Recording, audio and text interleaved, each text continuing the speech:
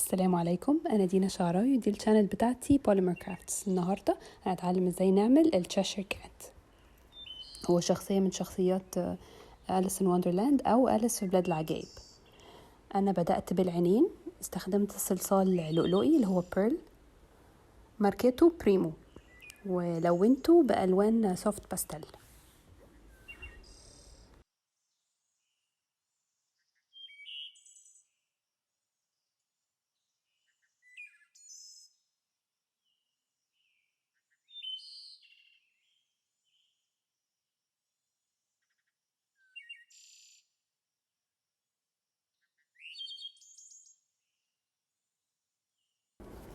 وهنرسم شكل العين من جوه بلون اكريليك اسود، وارفع فرشة موجودة، يعني دي فرشة رفيعة جدا يا جماعة، بالشكل اللي انتوا شايفينه ده.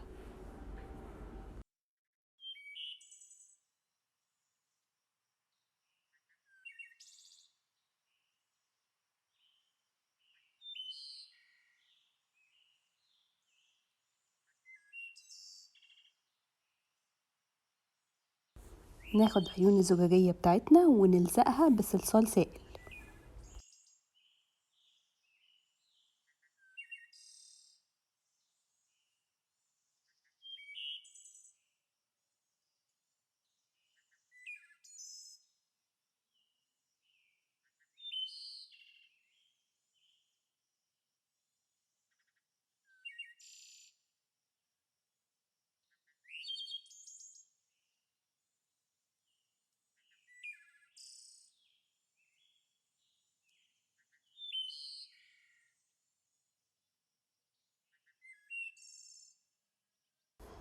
وبعد كده هندخل العيون دي الفرن تستوي لمدة ربع ساعة.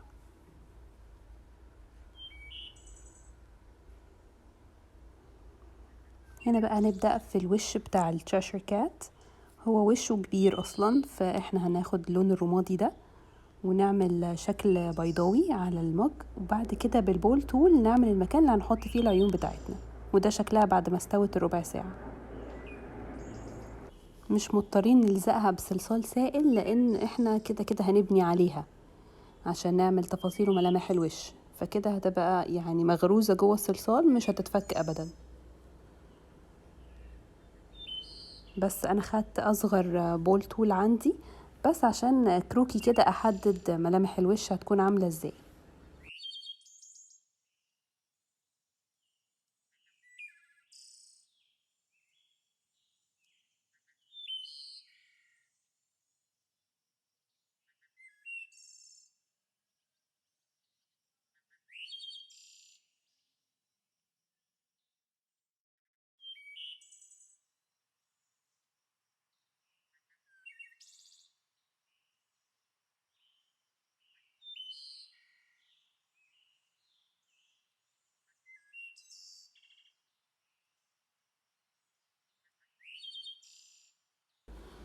نستخدم الكاتر بقى علشان نقطع المكان اللي هنحط فيه البق.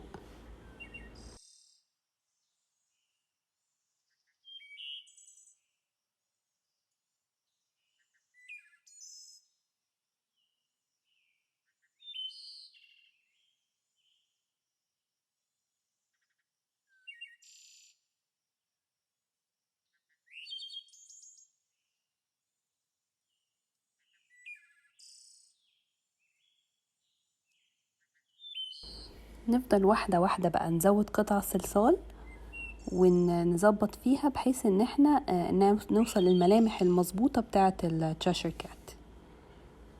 الجزء ده ما فيهوش شرح قوي، يعني هسيبكم تتفرجوا عليه وانا بعمله. جماعة ما تنسوش تعملوا لايك وسبسكرايب وتفعلوا الجرس عشان يوصل لكم كل الفيديوهات بتاعتي. ولو عندكم اي اسئلة اسألوها تحت في السكشن بتاع الكومنتات.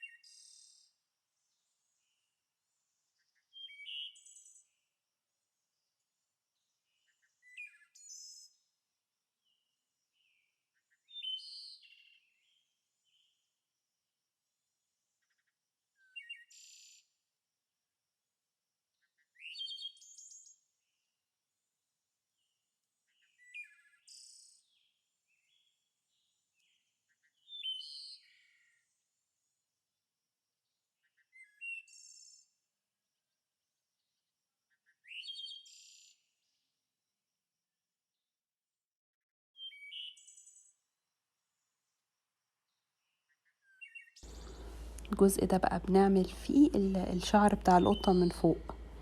هو الفكرة ان هو عنده كذا لون اسود واللون جراي اللي هو لون جسمه اصلا، ولون ازرق كده.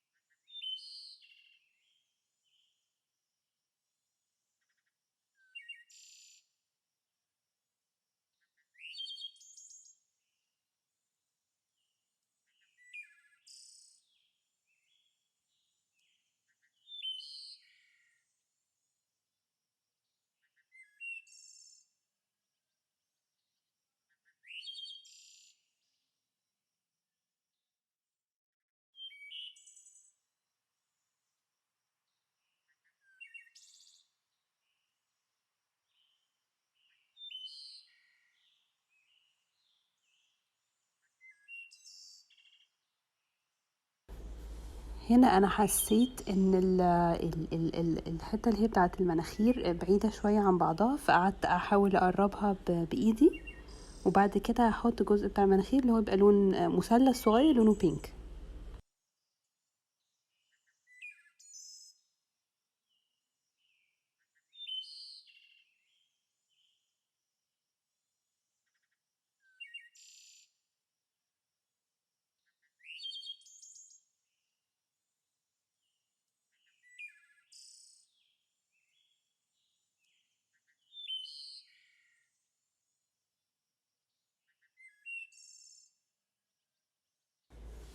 هنا ملامحه بدأت تبان قوي، بس لسه طبعا ما خلصناش.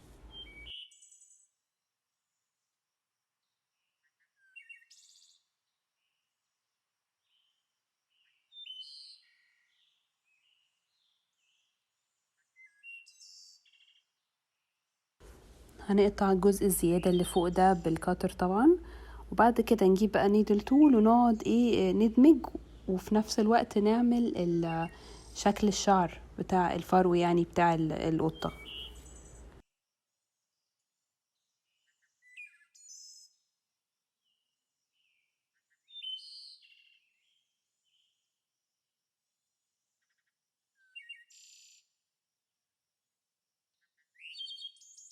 ندخل بقى بالنيدل تول نقعد نعمل تأثير الفرو او الشعر بتاع القطة بالطريقة اللي انتوا شايفينها دي. انا هنا عشان مسرعة الفيديو فمش باين، لكن الموضوع ده بياخد وقت طويل، ولازم ياخد وقت طويل عشان خاطر يدينا نتيجة مظبوطة. لو عملناه كده اي كلام او يعني عملناه بسرعة مش هيدينا نتيجة حلوة. وركزوا وانتوا بتشتغلوا بنيدل تول ان اتجاه الشعر يكون مظبوط.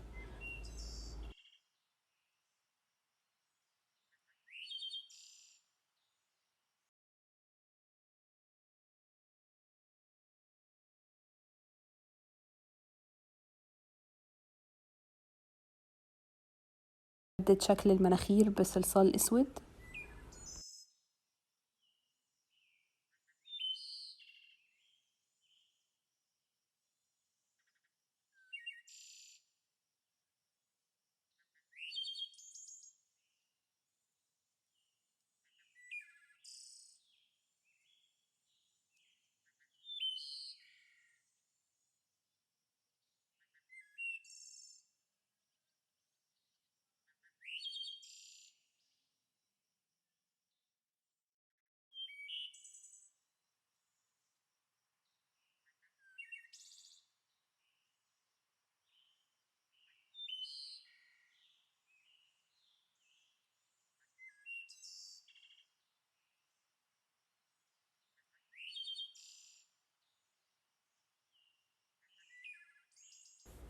الجزئية دي بتاخد وقت شوية، يعني هي في الفيديو ممكن متبقاش باينة، بس حتة الدمج بالنيدل تول عشان خاطر نطلع منها شكل الفرو دي بتاخد وقت طويل يعني، خصوصا الجزء اللي فوق ده بتاع الراس من فوق، لانها كلها قطع صلصال رفيعة خالص، فاحنا مش عايزينها تختفي يعني بالدمج، احنا عايزينها تفضل اللون واخد نفس شكل الخط بتاعه، بس يعني يدي كأنه شعر.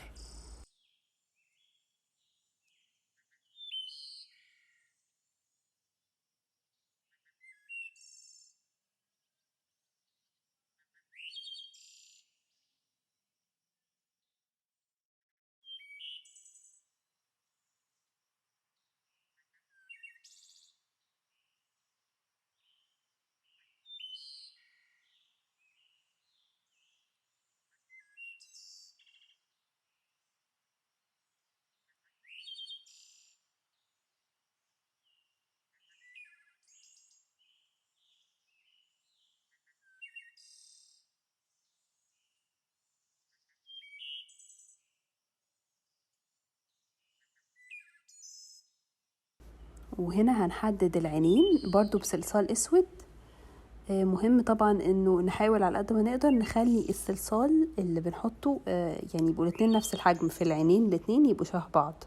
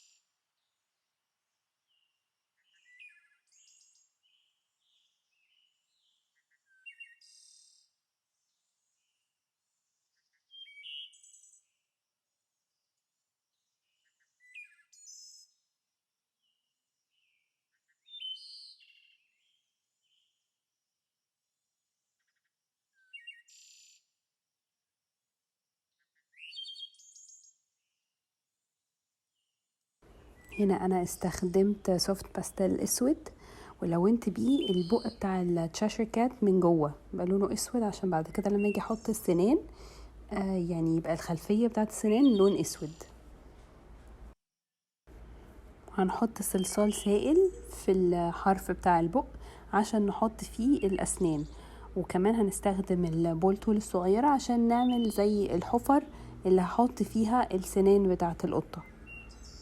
والسنان دي عبارة عن قطع صلصال أبيض رفيعة صغيرة خالص خالص خالص، زي اللي انتوا هتشوفوها دلوقتي.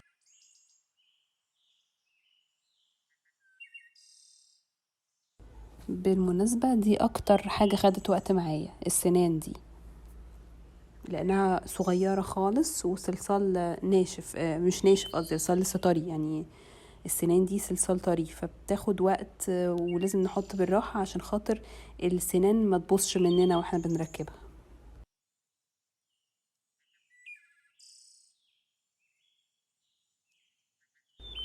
شايفين شكلها بدأ يبان اهو، وهنستمر كده لحد ما نحط السنان كلها.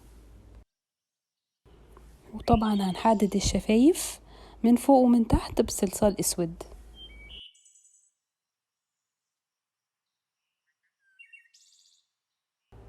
وهنا بألوان باستيل برضو اسود بعمل الشنبات او اللي هي الويسكرز بتاعت القطة.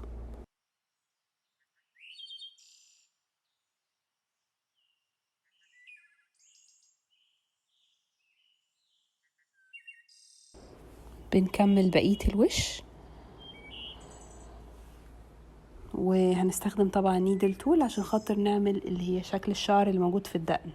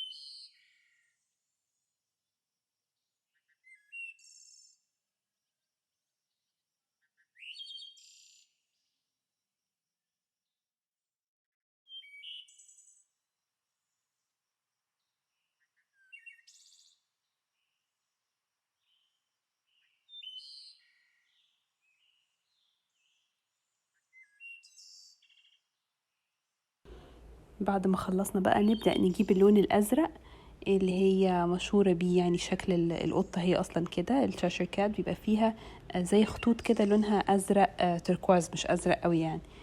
هتبقى موجودة على الراس والإيدين بتاعته.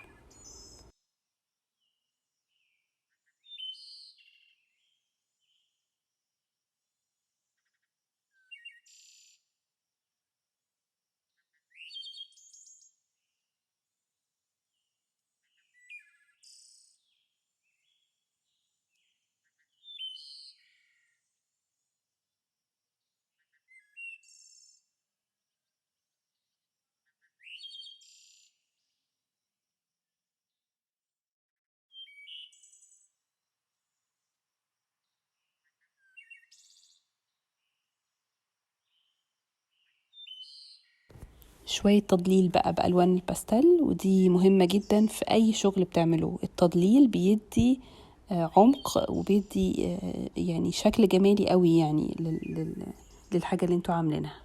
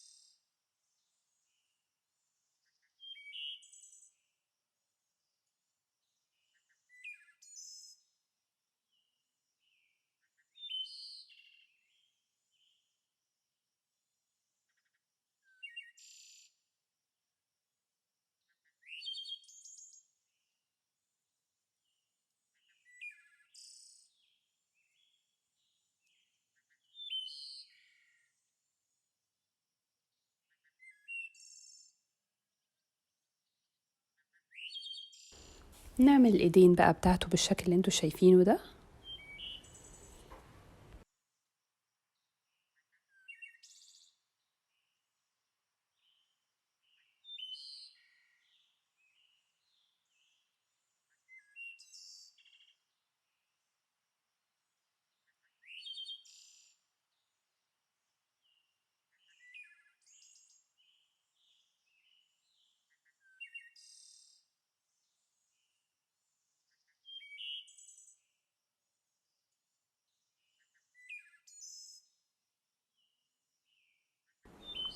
في الصوابع والحاجات الرفيعة دي دايما بيكون الصلصال الناشف يا جماعة أفضل بكتير. لو ده الصلصال طري قوي بيبقى صعب جدا ان احنا يعني نستخدمه. يعني او مش بيكون صعب، بس بيكون يعني متعب قوي يعني. ودايما بتلاقي بصماتنا طلعت عليه وكده. انا دايما بستخدم طبعا صلصال بريمو لان هو ناشف، وفيمو برضو ساعات. بس في جميع الأحوال يعني لو انتوا الصلصال عندكوا طري زيادة عن اللزوم ممكن تحطوه دايما ما بين ورقتين، وفوقيهم حاجة تقيلة، كتاب مثلا أو حاجة. الورقتين دول هيشفطوا الزيت الزيادة اللي موجود في الصلصال، فيبقى ايه أنشف معاكوا شوية.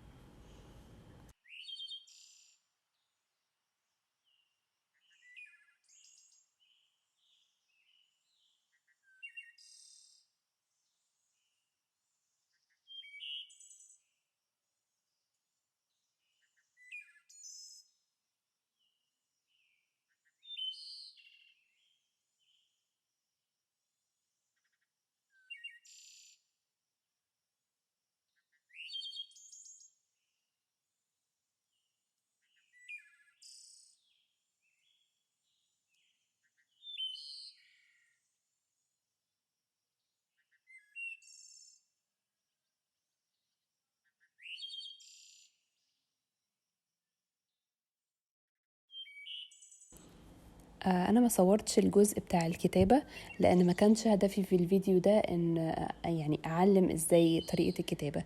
انا في فيديو تاني، كذا فيديو يعني، عملت فيهم طريقة الكتابة ازاي.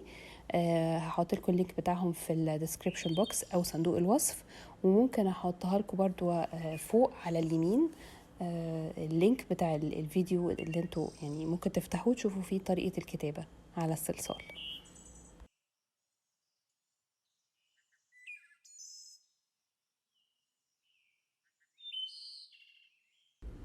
احنا كده خلصنا الفيديو بتاع النهاردة، يا رب يكون عجبكم، ولو عجبكم ما تنسوش تعملوا لايك وسبسكرايب وتفعلوا الجرس عشان يوصل لكم كل جديد. جماعة انا هحط لكم اللينكس بتاعتي، اللينكس البيجز بتاعتي اللي عايز يشتري حاجة، وحاطه لكم كمان اللينك بتاع الجروب التعليمي. جروب حلو جدا يا جماعة، تعالوا انضموا فيه. كل اللي حابين يتعلموا دايما بيبقى فيه معلومات وفيه توتوريالز وحاجات حلوة كتير هتلاقوها على الجروب ده. وبس كده احنا خلصنا، يلا اشوفكم بقى الفيديو الجاي ان شاء الله. باي باي.